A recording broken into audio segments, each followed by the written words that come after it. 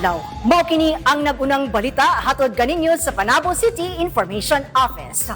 Alang sa atong balita karon, na-turnover na ang mga bagong sakinan sa lokal nga panggamahanan nga paggagamiton sa nagkalain-laing buhatan alang sa paghatod og mga serbisyo sa katawhan. Lakip sa mga gi-turnover mao ang isa ka cement mixer truck ug duha ka utility van nga gidawat sa City Engineer's Office, City Health Office ug City Information Office.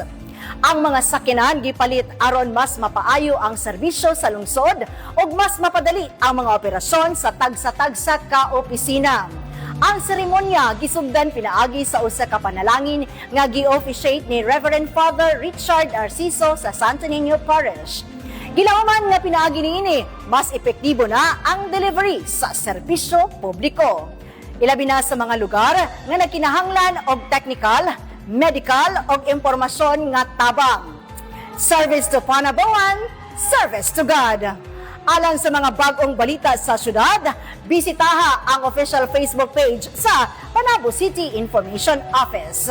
Og makita usab kini sa PSC-TV Channel 1. Kini si Dali Ahmad alang sa balita karon.